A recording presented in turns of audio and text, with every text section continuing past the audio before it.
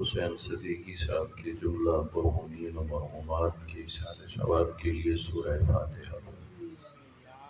بسم اللہ الرحمن الرحیم، الحمد للہ رب العالمین الرحمن الرحیم مالک یوم الدین، ایاک نعبد و ایاک نستعین، اهدنا الصراط المستقیم صراط الذین انعمت علیہم غیر المغضوب علیہم ولا الضالین۔ بسم اللہ الرحمن الرحیم، قل هو اللہ احد اللہ الصمد لم یلد ولم یولد ولم یکن له کفوا احد۔ بسم اللہ الرحمن الرحیم، قل هو اللہ احد اللہ الصمد لم یلد ولم یولد ولم یکن له کفوا احد۔ بسم اللہ الرحمن الرحیم، قل هو اللہ احد اللہ الصمد لم یلد ولم یولد ولم یکن له کفوا احد۔ پروردگار و بحق محمد و آل محمد، بن اللہ علیہ محترم حاجی یوسف حسین صدیقی صاحب کے خاندان کے جتنے بھی مرحومین و مرحومات ہیں، پروردگارہ سورہ الحمد و سورہ اخلاص کے ثواب ان کی ارواح کو ایصال فرما۔ جو انہوں نے خمسہ مجالس کے سلسلے میں فرش عطا بچھایا ہے، پروردگار اپنی بارگاہ میں قبول فرما۔ میرا کریم اللہ ان پر اور ان کے بچوں پر اپنی رحمتوں کو نزول فرما۔ جتنے بھی بچے جوان بزرگ تشریف فرما ہیں، میرا اللہ سب پر اپنا لطف و کرم فرما۔ ان دعاؤں کی قبولیت کے لیے صلوات۔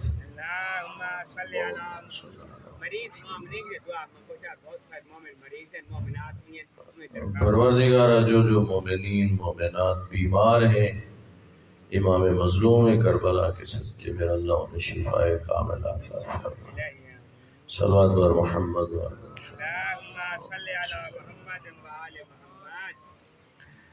اعوذ باللہ من الشیطان الرجیم، بسم اللہ الرحمن الرحیم،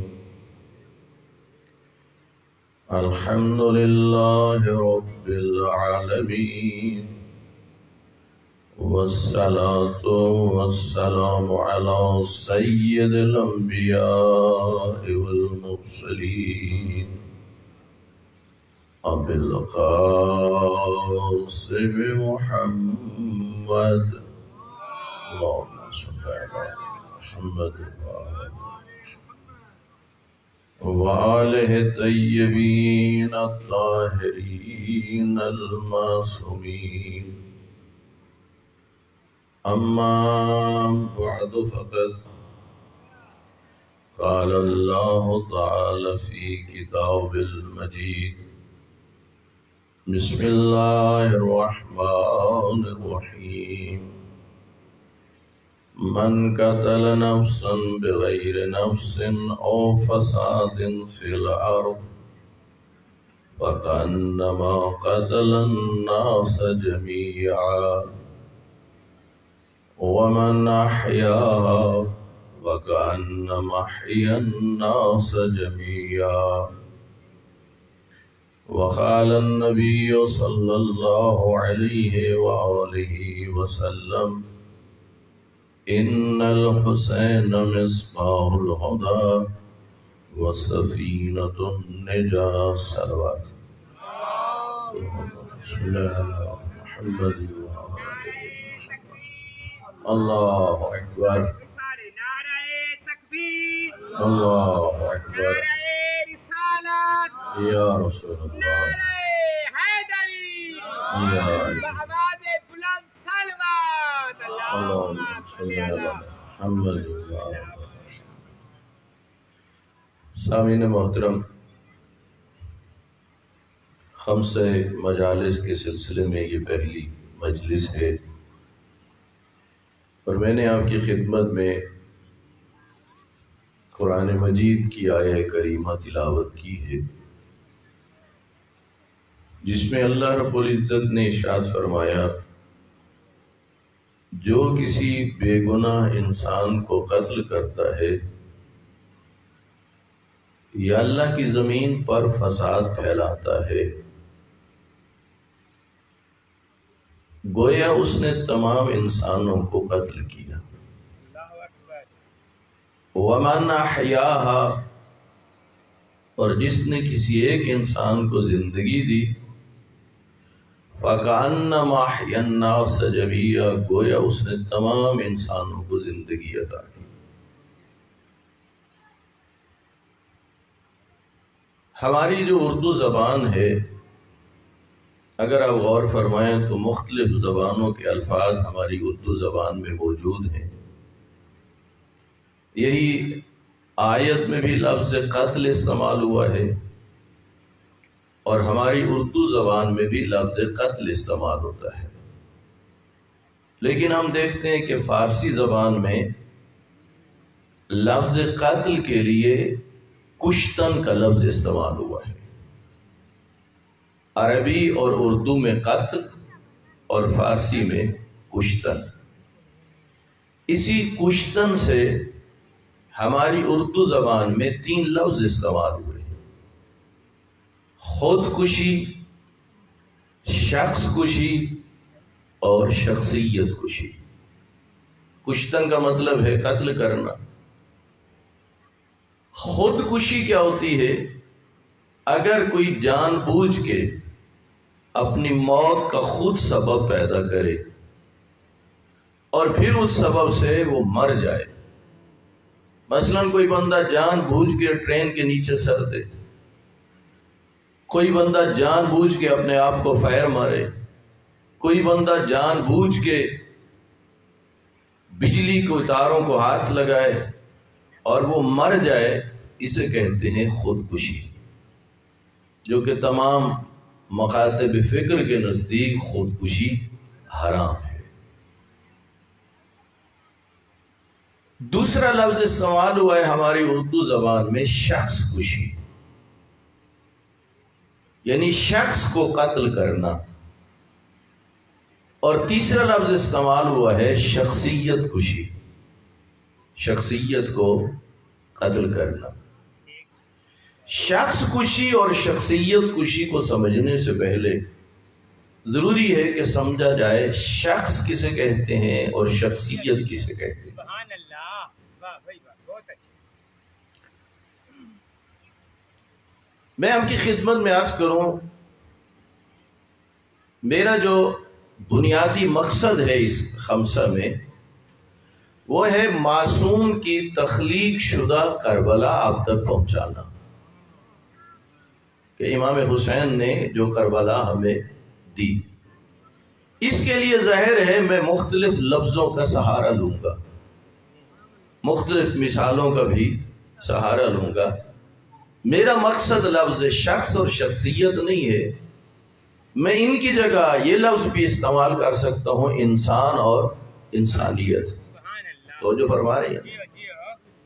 بہرحال لفظ ذریعہ ہیں، مقصد امام حسین کی کربلا کی وضاحت کرنا ہے۔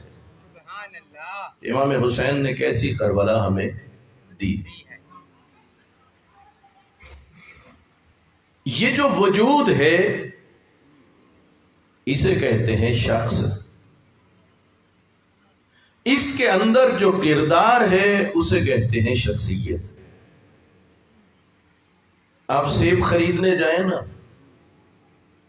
اور آپ اسے کاٹ کے کھانے لگیں اور اس میں لذت نہ ہو تو کہا جائے گا یہ سیب تو ہے، اس میں سیبویت نہیں ہے۔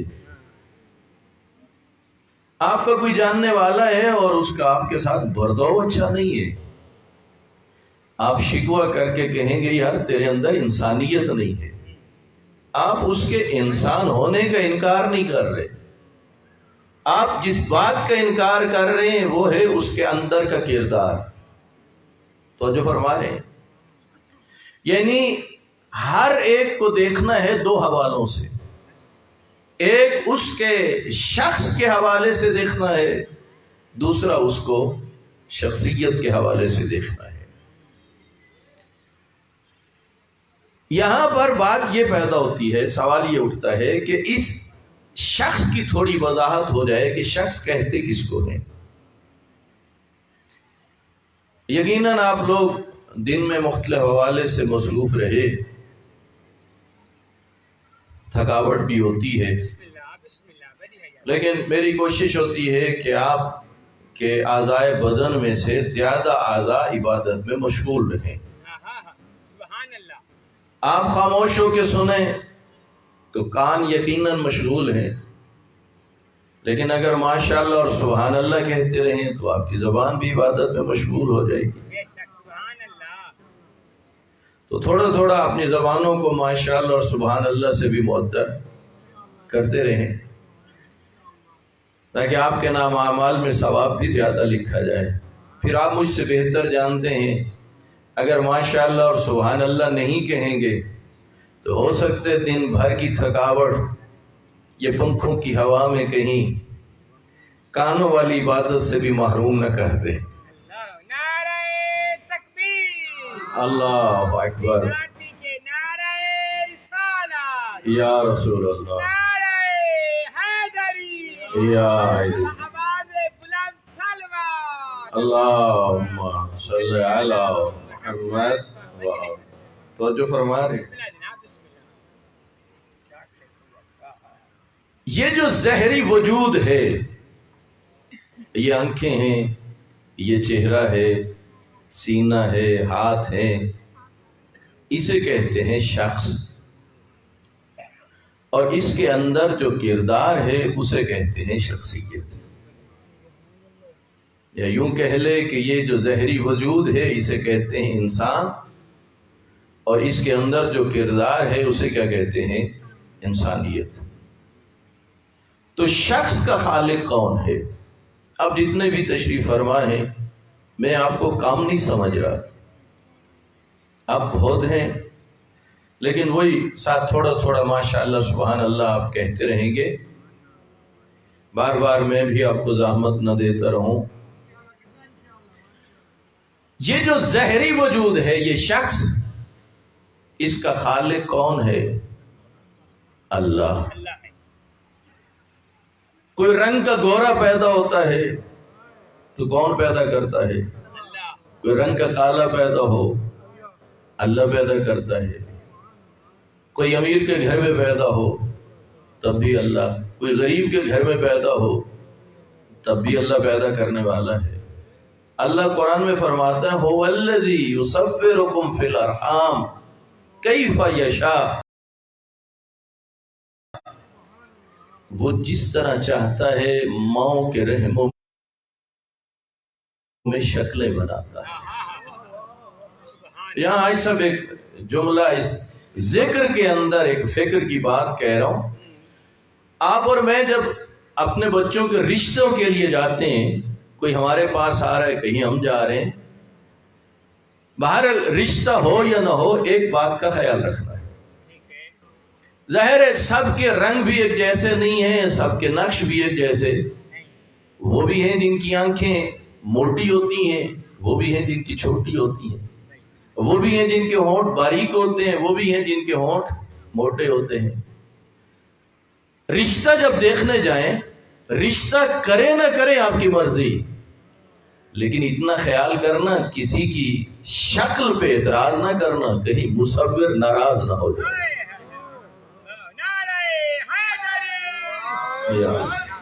توجہ فرمائیں، هو الذی یصورکم فی الارحام کیف یشاء، جی وہ اللہ ہے جو کیا کرتا ہے؟ شکلیں بناتا ہے۔ کئی جگہ ایسا ہوتا ہے بعض لوگ دوسروں کی شکلوں کا مذاق اڑاتے ہیں، جی نہیں، یہ نہیں کرنا چاہیے، اس لیے کہ وہ خود بندہ تو اپنی شکل نہیں بنا رہا نا، شکل کس نے بنائی ہے؟ اللہ نے بنائی ہے۔ تو شکل پہ اعتراض کرنے کا مطلب ہے کہ تمہیں خالق کی بنائی ہوئی تصویر پر اعتراض ہے، اور جو خالق کی بنائی ہوئی تصویر پہ اعتراض ہوگا تو خالق ناراض ہو جائے گا، اور پھر بڑی مشکل بن جائے گی بندے کے لیے۔ اس شخص کا خالق تو وہ اللہ ہے، لیکن سوال یہ پیدا ہوتا ہے کہ شخصیت کا خالق کون ہے؟ جو اندر کردار ہے اس کا خالق کون ہے؟ اس سلسلے میں دو طرح کے نظریات لوگوں کے اندر پائے جاتے ہیں۔ ایک نظریہ یہ پایا جاتا ہے کہ شخصیت کا خالق بھی اللہ ہے، لیکن جو مکتب اہل بیت ہے اس نے سمجھایا ہے کہ نہیں، شخصیت کا خالق خود وہ شخص ہے، اللہ نہیں ہے۔ کیا مطلب؟ اگر کوئی اچھا کرتا ہے تو اپنے ارادے سے کرتا ہے، کوئی برا کرتا ہے تو وہ بھی اپنے ارادے سے کرتا ہے۔ تو جو فرما رہے ہیں، آپ پڑھیں نا مقتل کی کتابوں میں تو بار بار امام حسین علیہ السلام کی شہادت کے سلسلے میں یہ ظالم کہتے تھے تعریف اس خدا کی نعوذ باللہ جس نے امام حسین کو قتل کیا، یعنی یہ قاتل خود کی ہے اور نسبت کس کی طرف دے رہے ہیں؟ تو جو فرما رہے ہیں۔ اسی بات پر حضرت امام جعفر صادق علیہ السلام نے صلی اللہ علیہ وسلم مولا نے 3 مسئلوں کی ایک دن وضاحت فرمائی۔ ویسے تو آپ سب جانتے ہیں کہ امام کے پاس 4000 سے زیادہ شاگرد تھے اور امام مسائل سمجھایا کرتے تھے۔ اس میں امام نے 3 مسئلے یوں سمجھائے، فرمایا اللہ ہے لیکن وہ نظر نہیں آتا، اور نظر آنے کے لیے ضروری ہے کہ جسم ہو، اور اللہ جسم اور جسمانیت سے پاک ہے۔ دوسری بات امام نے فرمائی کہ اللہ رب العزت شیطان کو جہنم کی آگ میں جلائے گا۔ تیسرا فرمایا کہ انسان اپنی شخصیت کا خود خالق ہے، وہ صاحب اختیار ہے، اپنی شخصیت اچھی بنائے یا کیا کرے، وہ بری بنائے، اس کے اپنے اختیار میں۔ ہوا یہ کہ امام کے درس کے مقابلے میں ایک درس کھولا گیا۔ بنو عباس کا زمانہ تھا، اور آپ اچھی طرح جانتے ہیں کہ بنی امیہ اور بنو عباس نے کس قدر خاندان پیغمبر پر ظلم اٹھائے اور مختلف طرح سے کنویں کھودتے رہے، اور ہوتا یہ تھا کہ پھر خود ہی اس کنویں میں گرتے تھے۔ یہاں بھی جو مقابلے میں درس کھولا گیا، بزرگ علماء فرماتے ہیں یہ حالت تھی کہ جو اس درس میں جائے تو اس کے لیے انعام تھا، اور جو امام کے درس میں آئے تو وہاں جرمانہ دینا پڑتا تھا۔ غریب لوگ پہلے وہاں چلے جاتے تھے، جو انعام ملتا تھا کہ جرمانہ دے کے فرزند رسول خدا کا درس سنتے تھے، اور کئی سیدھے آ جاتے تھے جن کے پاس انتظام ہوتا تھا۔ مقابلے میں جب درس کھولا گیا تو وہاں پر امام کے ان 3 بتائے ہوئے مسئلوں پر اختلاف نظر کیا گیا۔ کہا امام نے جو فرمایا ہے نا کہ اللہ ہے اور نظر نہیں آتا اور نہ نظر آئے گا، کہا نہیں، یہ بات ہم نہیں مانتے، اور اس کے لیے دلیل کیا دی؟ کہا جو چیز ہو اسے نظر آنا چاہیے۔ تو جو فرما رہے ہیں، صلوات بھیجیے محمد و آلہ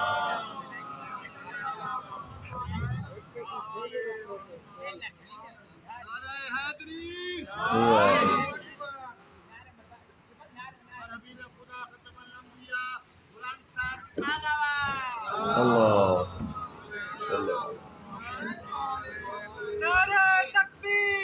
اللہ اکبر، اللہ اکبر، یا رسول اللہ،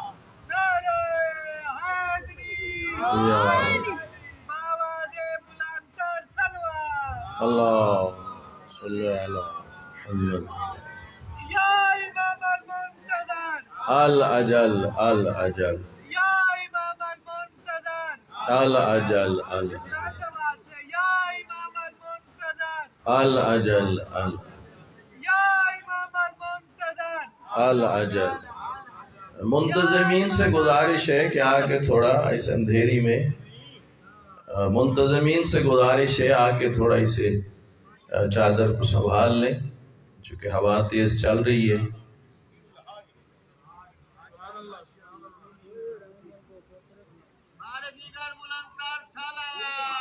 اللہ صلی علی محمد.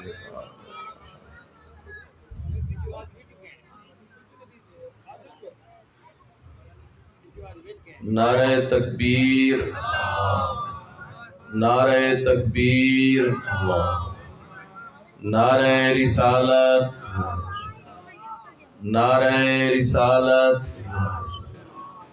نعرہ حیدری، نعرہ حیدری، حسینیت، حسینیت، یزیدیت، یزیدیت، اہل بیت کے دشمنوں پہ لعنت، اہل بیت کے دشمنوں پہ لعنت. صلوات پر محمد و آل محمد.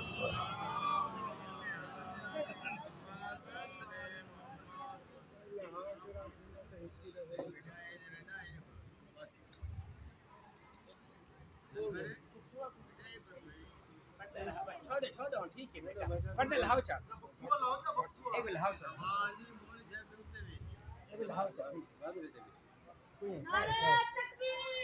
اللہ اکبر یا رسول اللہ یا بے شک. اللہ صلی علی محمد. یا جی توجہ ہے سب کی. جی الحمدللہ خدا کا شکر ہے. جی توجہ فرمائیں. امام نے کتنے مسئلے بیان فرمائے؟ 3 مسئلے بیان فرمائے. اور دوسری طرف امام کے 3 بتائے ہوئے مسئلوں سے اختلاف کیا. امام نے فرمایا اللہ ہے، نظر نہیں آتا. انہوں نے کہا نہیں، جو چیز ہو اسے نظر آنا چاہیے. اب ظاہر ہے جو سامنے بیٹھے تھے وہ ان کی بات کو قبول کر رہے تھے. دوسری بات امام نے فرمائی، کہا شیطان کو جہنم میں جلایا جائے گا. اس نے کہا میں یہ بات بھی نہیں مانتا، اس لیے کہ جہنم بھی آگ ہے اور شیطان بھی آگ سے بنا ہے. کہا تیسری بات توجہ چاہتا ہوں جو نہایت اہم بات ہے. امام نے کہا تھا انسان اپنی شخصیت کا خود خالق ہے، اچھی بنائے یا بری. کہا میں یہ نہیں مانتا، جو کچھ بھی ہوتا ہے وہ اللہ کی طرف سے ہوتا ہے. توجہ فرما رہے ہیں. مصلحت کی زنجیروں میں جکڑا ہوا کلمہ بہلول.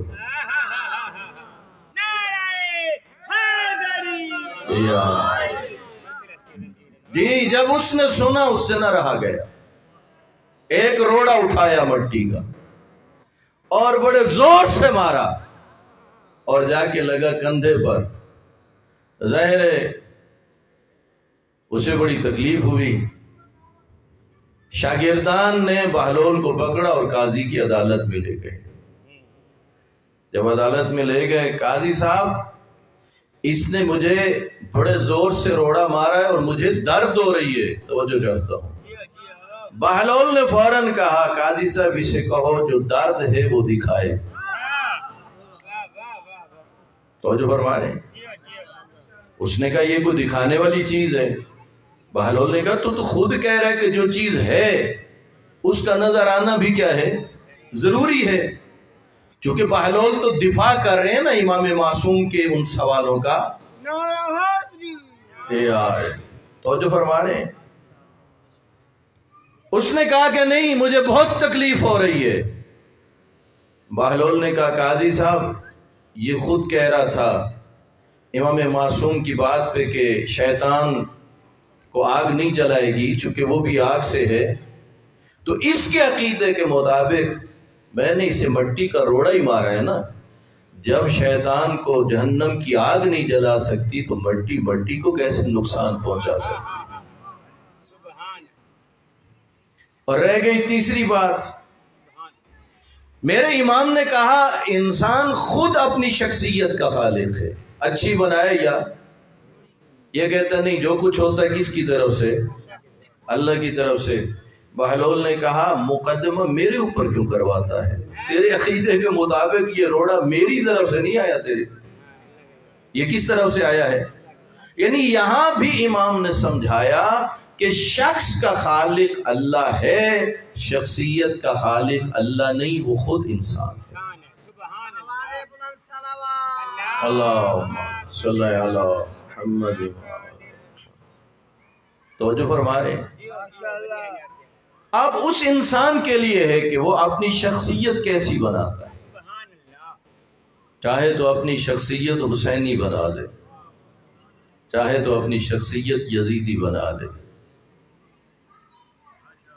میں نے اس آیت کے سلسلے میں 4 تفاسیر کو اٹھا کے دیکھا، تفسیر فیضان اور رحمان کو، تفسیر نور کو، تفسیر نمونہ کو اور تفسیر الکوثر کو، اور ہر تفسیر کے مفسر نے پھر کئی تفسیروں کا حوالہ دیا ہوا تھا جو ان سے پہلے لکھی گئی۔ ان تمام تفسیروں کا خلاصہ یہ ہے کہ یہ جو آیت ہے، اس آیت کا تعلق چونکہ جو کسی بے گناہ انسان کو قتل کرے یا اللہ کی زمین پر فساد پھیلائے، مفسرین نے لکھا اس آیت کا ایک مطلب ہے کسی کے شخص کا قتل کرنا۔ تو جو فرما رہے ہیں وَمَنْ أَحْيَاهَا، اور جس نے ایک انسان کو زندگی عطا کی، اس سے مراد ہے شخصیت کو زندگی۔ 2 چیزیں، ایک ہے شخص اور ایک کیا ہے؟ شخصیت۔ کوئی مریض ہو جائے نا اور کسی کو کوئی بلڈ دے اور اللہ اس کی عمر بڑھا دے، تو گویا اس نے اس کے شخص کی زندگی دینے میں کوشش کی، اور کوئی کسی کو مار ڈالے تو اس نے اس شخص کو کیا کیا؟ اسے قتل کر دیا۔ مفسرین نے لکھا ہے کہ ائمہ اہل بیت علیہ السلام نے اس کی ایک دوسری تفسیر فرمائی ہے، اور وہ کون سی؟ کہا یہ جس طرح شخص کا قاتل ہوتا ہے اسی طرح شخصیت کا بھی قاتل ہوتا ہے۔ تو جو فرما رہے ہیں جس طرح اس شخص کو زندگی عطا کی جاتی ہے اسی طرح شخصیت کو بھی زندگی عطا کی جاتی ہے۔ اگر آپ موازنہ کرنا چاہیں تو اس موازنے میں مفسرین نے یہ لکھا ہے کہ اس شخص کی نسبت بھی شخصیت کی اہمیت زیادہ ہے۔ اب ظاہر ہے یہ جو کہا وَمَنْ أَحْيَاهَا، جس نے ایک نفس کو زندگی عطا کی، ایک انبیاء اور ائمہ اہل بیت علیہ السلام اللہ کی طرف سے صاحب معجزہ، اور وہ کسی مردے کو معجزے کے ذریعے زندہ کر دیں۔ اب یہ والی زندگی تو آج کسی مقرر اور خطیب کے لیے تو ممکن نہیں، تو بس پھر ایک مقرر اور خطیب کس رنگ میں خدمت کر سکتا ہے؟ یا ایک والدین اپنی اولاد کے لیے، یا ایک استاد اپنے شاگرد کے لیے، وہ کیا ہے؟ وہ اس رنگ میں کر سکتا ہے وَمَنْ أَحْيَاهَا، جس نے کسی بے ہدایت کو ہدایت عطا کر دی، اللہ فرماتا گویا اس نے تمام انسانوں کے لیے ہدایت کا ساما کر دیا۔ اللہم صلی علی محمد۔ تو جو فرما رہے ہیں سرکار دو عالم صلی اللہ علیہ وآلہ وسلم کی حدیث ہے، صلی اللہ علیہ وسلم، آقا نے فرمایا یا علی انت قسیم النار والجنہ، اے علی آپ جنت اور جہنم کو تقسیم کریں گے۔ ہم دیکھتے ہیں آج اس زمانے میں کوئی نوکری ہو نا، اس کے لیے اشتہار چھپتا ہے، مثلا فوج کی نوکری ہو، اتنا قد ہونا چاہیے، اتنی تعلیم ہونی چاہیے، مختلف شرائط ہوتی ہیں۔ تو آئیں آپ اور میں سوچیں جب میرے مولا جنت اور جہنم کو تقسیم کریں گے تو مولا اس کے لیے کن شرائط کو سامنے رکھیں گے؟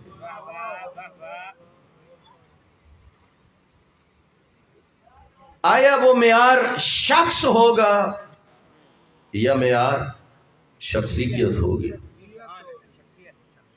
اگر معیار شخص ہو، اس کا مطلب ہے اگر ایک رنگ کا گورا اور ایک کالا ہو، دونوں کو برابر میں کھڑا کرو، زیادہ نکھار کس میں ہوگا؟ گورا جو رنگ کا ہے. ایک بڑے مہنگے کپڑے پہنے ہوئے ہو امیر اور ایک پھٹے کپڑے پہنے ہو غریب، دونوں میں نکھار کس میں ہے؟ ظاہر ہے جو امیر ہے ایک پیدل ہو اور ایک ہو گاڑی پر، ایسے ہی ہے نا. لیکن نہیں، معیار شخص نہیں ہوگا. اگر معیار شخص ہو تو گورا جائے جنت میں اور کالا جائے جہنم میں، امیر جائے جنت میں اور غریب جائے جہنم میں. نہیں، معیار شخص نہیں ہوگا، معیار ہوگا شخصیت. جس کا کردار جس قدر بلند ہوگا وہ اتنا ہی مستحق ہوگا. ہو سکتا ہے بڑے نام کا ہو اور بڑی توقع لے کے کھڑا ہو اور امیر کائنات اس کی طرف توجہ ہی نہ فرمائیں، اور دوسری طرف حبش کا رہنے والا ہو، رنگ اس کا کالا ہو، ہونٹ اس کے موٹے ہوں، اور علی مولا فرمائے آ بلال تیری انتظار ہے. پس معیار کیا ہے؟ شخصیت ہے، معیار شخص نہیں ہے. آپ اور مجھے اس بات پہ ذکر کے اندر فکر کی ایک بات کہہ رہا ہوں، آپ اور مجھے سوچنا چاہیے. جو بندہ جس بھی شعبہ زندگی سے تعلق رکھتا ہے، جس کے جو بھی ذرائع آمدنی ہے، جتنا بھی کما کے لے آتا ہے، اتنا سوچنا ہے کتنا اپنی کمائی کا حصہ اپنے شخص پہ خرچ کرتا ہے، کتنا اپنی شخصیت پہ خرچ کرتا ہے. توجہ فرما رہے ہیں. ظاہر ہے اچھے کپڑے پہنے تو یہی کہیں گے شخص کو نکھار ملے گا نا. اچھا گھر ہو تو شخص کو نکھار ملے گا، شخصیت کو نکھار نہیں ملے گا. لیکن پروردگار عالم کا نظام کیسا ہے؟ اللہ نے معیار شخصیت رکھا ہے. غریب سے غریب انسان بھی اس معیار کو پا سکتا ہے، بیمار سے بیمار بھی اس معیار کو پا سکتا ہے. توجہ ہے یا نہیں؟ وہ بھی ہیں جو لاکھوں کروڑوں روپے راہ خدا میں مختلف حوالوں سے خرچ کرتے ہیں. ایام عزا ہے نا، لاکھوں روپے کی عزاداری مظلوم کربلا پہ نیازیں بنا دی، سبیلیں لگا دی. لیکن اگر کوئی ایک ایسا شخص ہو جو انتہائی غریب ہو، دل اس کا بھی چاہتا ہو کہ میں امام حسین کی محبت میں خرچ کروں، اور اس کی جیب اجازت نہ دیتی ہو، کچھ نہیں کر سکتا، اس راستے پہ جھاڑو لگا جہاں ماتمیوں کا جلوس گزر رہا ہے. اللہ اکبر یا رسول اللہ.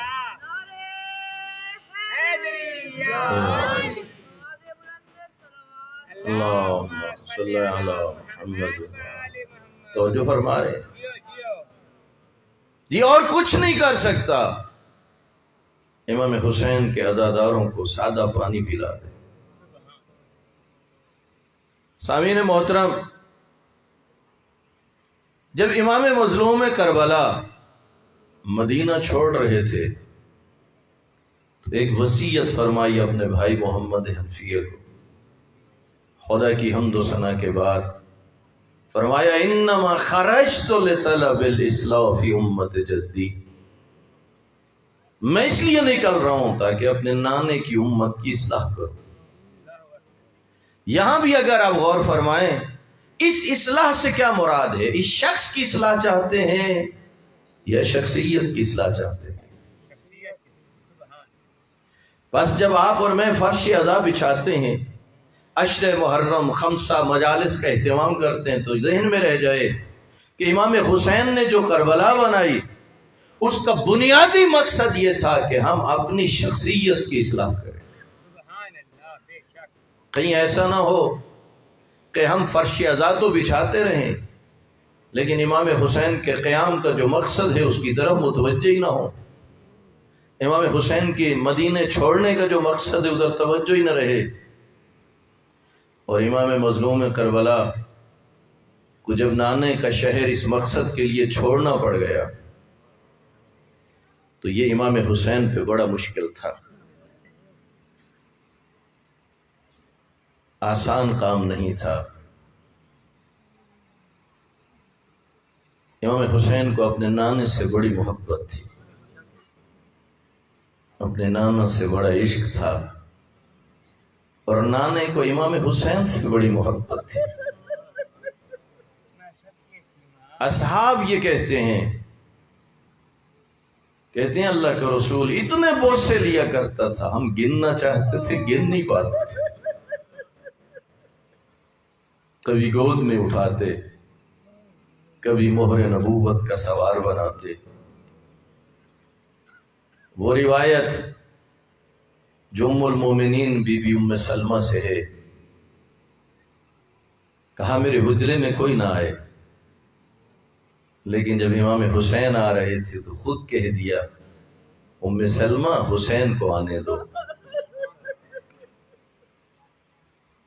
اور یہ روایت مولانا طارق جمیل صاحب نے بھی پڑھی ہے، اہل سنت کے ہاں بھی، اور یہ سمجھانے کے لیے اپنے لوگوں کو غم حسین میں رونا بدعت نہیں ہے، یہ سنت پیغمبر ہے۔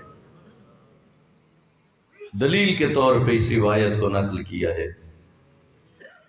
نبی کے رونے کی آواز بلند ہوئی، بی بی ام سلمہ نے بہر سے کہا یا رسول اللہ مجھے اجازت ہے میں اندر آ جاؤں۔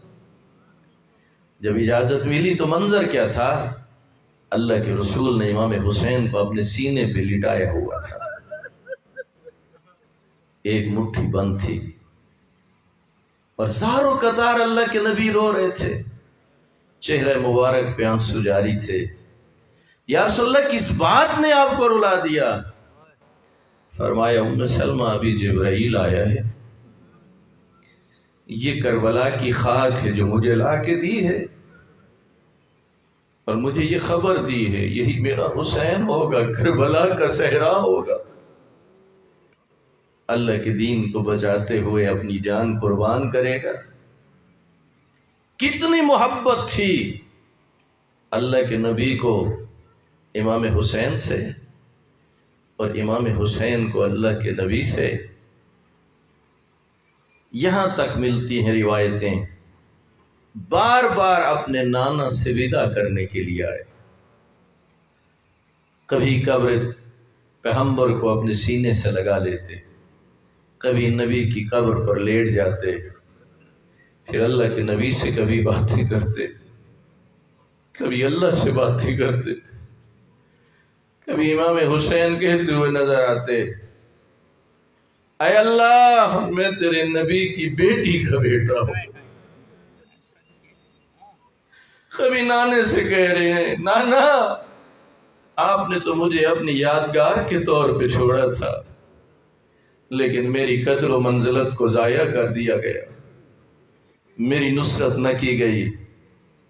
جو حاجی صاحبان بیٹھے ہو نا، بڑی حسرت ہوتی ہے کب آئے گا وہ وقت جب میں جاؤں گا اللہ کے گھر، میں جاؤں گا مدینہ منورہ، چند دن وہاں پر رکتے ہیں، اور پھر صورتحال یہ ہوتی ہے سالار بتاتا ہے میرے کارواں اب ہماری تیاری ہوگی، مدینہ چھوڑ رہے ہیں، حاجی بسوں میں آ کے بیٹھتے ہیں۔ میرا بھی مشاہدہ ہے، جو واقعی حاجی صاحبان تشریف فرما ہے گواہی دیں گے، وہ کوئی عجیب وقت ہوتا ہے، بس سے چلتی ہیں، سڑکوں پہ موڑ ہیں، ڈرائیور اسی اعتبار سے چلاتے ہیں موڑوں کے اعتبار سے، لیکن حاجی کی گردن ادھر مڑتی رہتی ہے جدھر گنبد خضرا ہے، آنکھیں برس رہی ہوتی ہیں، دل ڈوب رہا ہوتا ہے، اور اتنی بات زبان پہ ہوتی ہے یا رسول اللہ تیرا شہر چھوڑوں تو کیسے چھوڑوں، تیرا روزہ چھوڑوں تو کیسے چھوڑوں۔ مسلمان اتنا بتا اللہ کے رسول کو دیکھا تو نہیں، اللہ کے رسول کی محبت کو تو نہیں پایا، فقط سنا ہے، اتنا عشق ہو گیا کہ مدینہ چھوڑنا مشکل ہو گیا۔ انصاف سے بتا جو گود میں پلتا رہا تھا اس نے مدینہ کیسے چھوڑا؟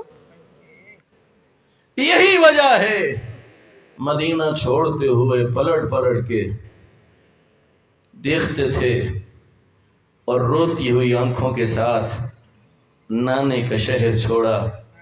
مقصد یہی تھا انما خرجت لطلب الاصلاح فی امت جدی، اے فرش عزا بچھانے والو، امام حسین کے ذکر کو زندہ رکھنے والو، اس بات کا ہمیشہ خیال رکھو کہ امام حسین نے یہ اتنے بڑے خرچے کس لیے کیے؟ سوچنا چاہیے. جو مصائب سنتے ہو، جو شہادتیں سنتے ہو، یہ تو وہ خرچے ہیں جو فرزند رسول خدا نے کیے. پھر سوچنا چاہیے ان خرچوں کے نتیجے میں بچا کے کیا دیا. جو کچھ بچا کے دیا اس کی قدر کیا کرو. نماز امام حسین کی قربانیوں کے نتیجے میں بچی، شریعت پیغمبر امام حسین کی قربانیوں کے نتیجے میں بچا. میرے امام مظلوم نے راہ خدا میں خرچ کرنے میں دیکھا جہاں جتنا خرچ ہوتا تھا خرچ کیا. روز عاشور اصحاب مارے گئے، ہاشمی مارے گئے، اکیلے بچ گیا زہرا کا لال. خیموں کے باہر آئے، پس مقتل میں کچھ یوں سمجھایا گیا ہے.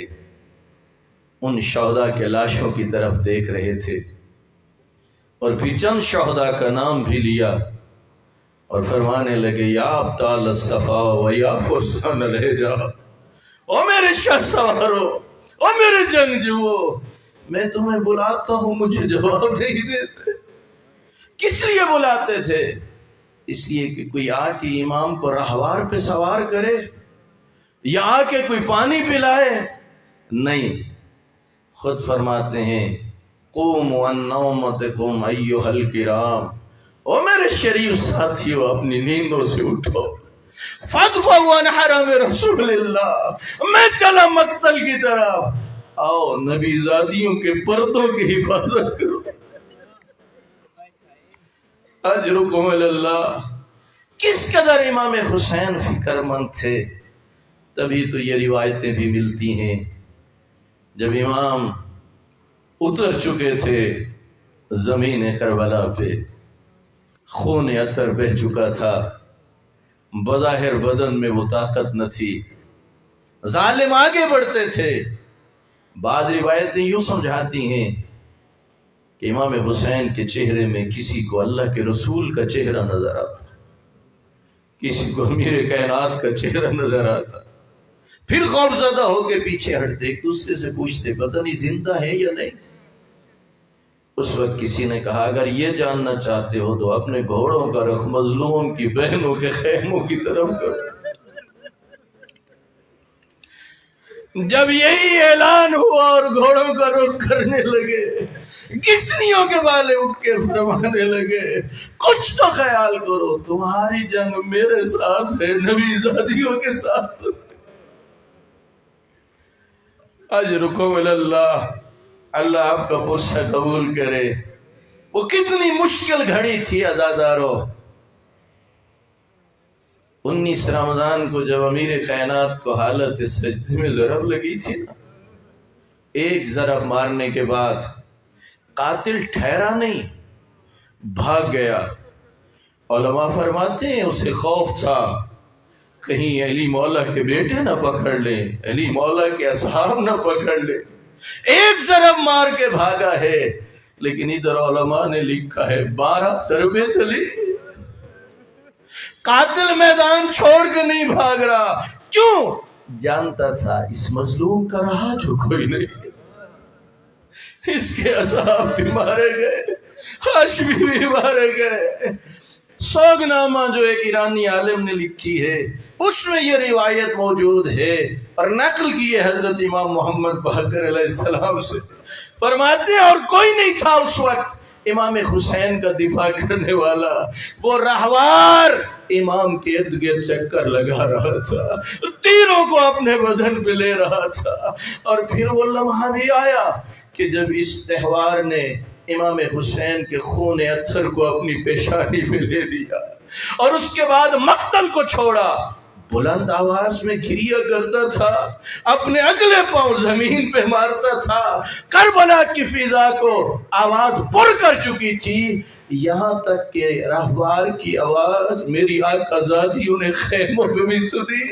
اس وقت میرے پانچویں امام سے یہ روایت نقل ہے، فرماتے ہیں اپنی زبان میں یہ کہتا ہوا جا رہا تھا الظلیم الظلیم من امت قد قتلت ابن بنت نبیہا، اتنا بڑا ظلم جس کا کلمہ پڑا اسی کی بیٹی کے بیٹے کو ذبح کر۔